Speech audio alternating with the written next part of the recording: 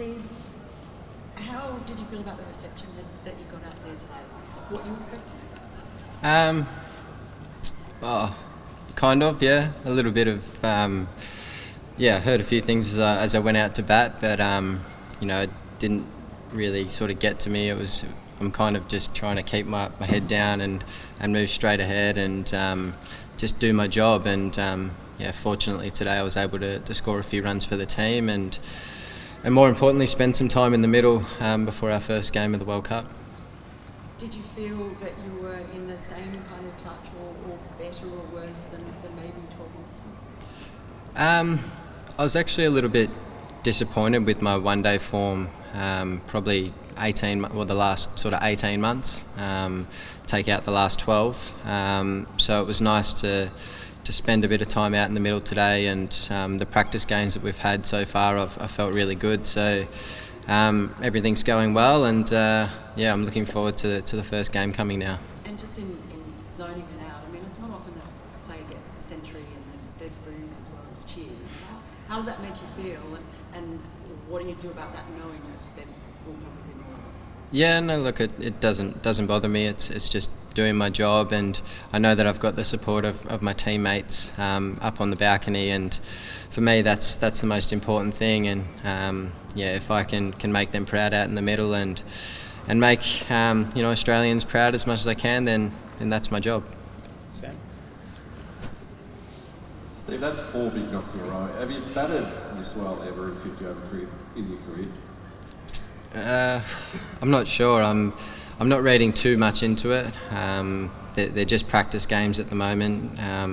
Hopefully I can keep this form for the real stuff, and we'll make a judgment then. But I am feeling good. I'm feeling composed and calm at the crease, and hitting the right balls that I want to the boundary. So feeling good, and hopefully I can keep it up. Strange way to get out, but when you walk back in, what's going through your mind as you sit down and you've just made 100 for Australia? What's the emotion when the shock of the dismissal wears off? I'm trying to think how I got out. How did I get out? We don't know. Oh, it's caught and bowled. Yeah, sorry.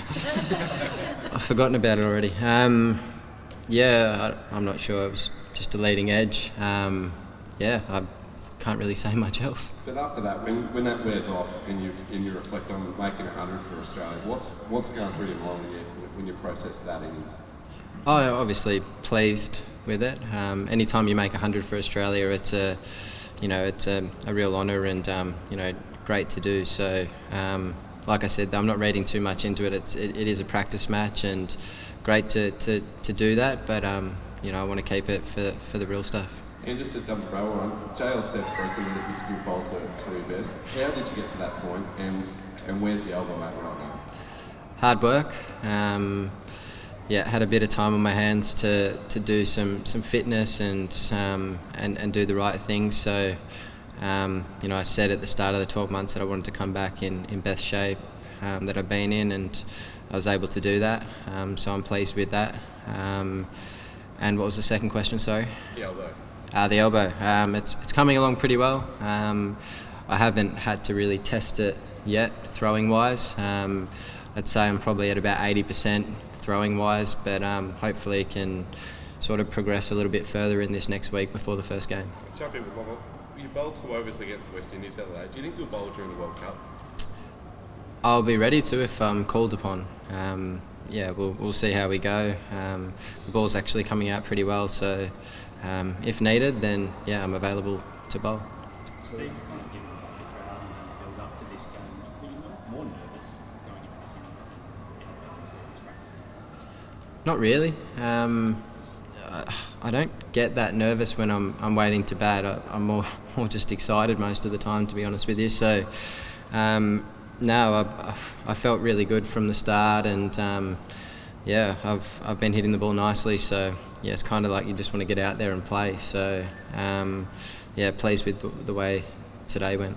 You mentioned that you weren't that happy with your one-day form and that control batting leading up to South Africa. Were you? Sorry, I was going to ask.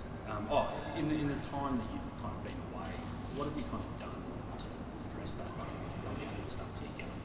Yeah, I have worked on a few different shots and ways to manipulate the field a little bit more and just things like that. Rotating the strike maybe a little bit better. A few subtle things that I've been working on and I'll continue to work on, and hopefully they can hold me in good stead. So just leading up to the time away from the game, you played a lot of cricket, but has that kind of forced kind of time away from it kind of refreshed you and helped you maybe to kind of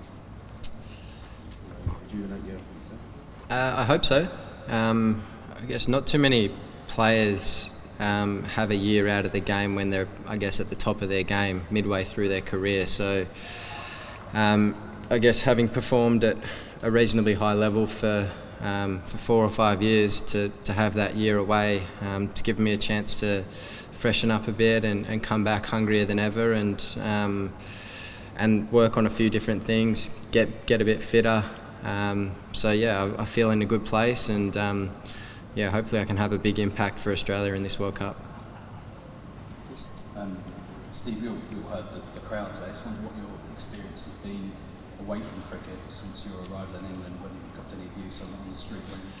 No, it's been really good actually. I haven't received any, so that's been nice. But I guess everyone's entitled to their opinion and stuff, and how they want to treat people. But it's sort of water off a duck's back to me. It doesn't bother me, and I'll just keep moving forward and doing everything I need to do, and just keep working hard to hopefully play some good cricket for Australia over here. You mentioned kind of water off a duck's back, but we're all human. I mean, does it cut a little bit when you hear people in the crowd chanting shit? No, I try to just blank it out, and they call it white noise, I guess. And when I'm out in the middle, I actually don't pay attention to the crowd or hear what they sort of say. So it's about just moving on and playing the game and just enjoying it out in the middle.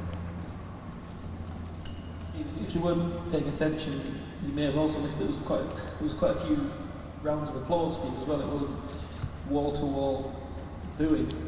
You hear it for a long time over this summer. Can you conceive of a situation come September where you get a nice round of applause across the board? We'll see how we go. I'm just excited to be back playing for Australia and contributing so far in these practice matches. But like I said, they're practice matches, and I want to contribute in the big dance. So I'm excited. I feel really good, and I'm looking forward to getting going in just under a week's time. Steve, given you're captain of the Aussie team in all formats for quite a while, how have you kind of found it being in the field and not being captain? Has it been refreshing? Has it been a bit weird? Have you kind of done anything like pointing to people, or were you when you meant to? It's a little refreshing. I guess you don't have to worry about everyone else around you quite as much. Obviously, still got your teammates' backs and everything like that, but you're not running the show. So you can chill out a bit more, I guess I've been helping Finchy wherever I can, talking to him about different fields and things like that. But he's calling the shots, and he's doing a really good job. And how do you see him tactically or otherwise different to how do you do that? I think everyone's different tactically. Everyone has their own style, and Finchy's, I think, doing a really good job at the moment. Obviously, the boys played some terrific cricket over in India and in Dubai, Abu Dhabi recently. They've won quite a few games on the bounce. So Finchy's doing a terrific job, and I'm here to support him in every way that I can and help him any way that I can.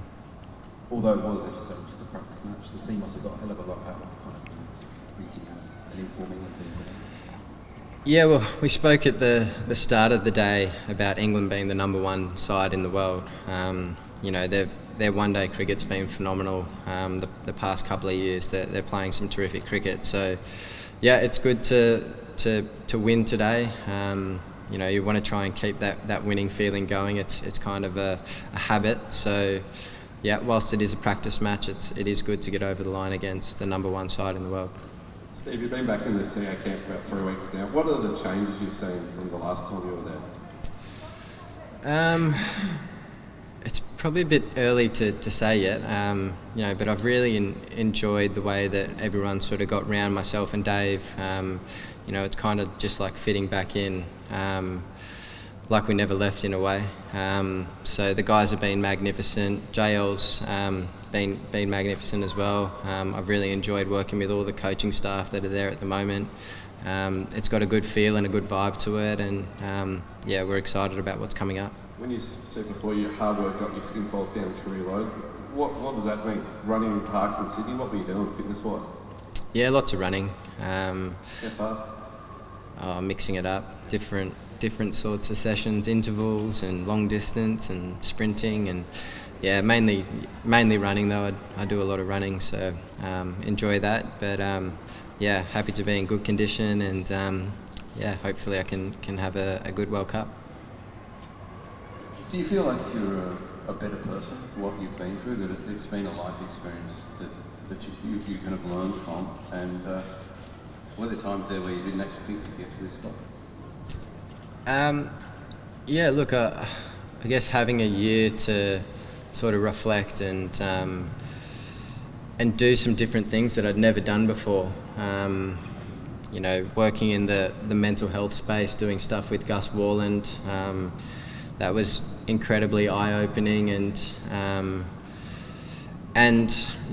satisfying in a way to know that I was kind of making a difference to other people.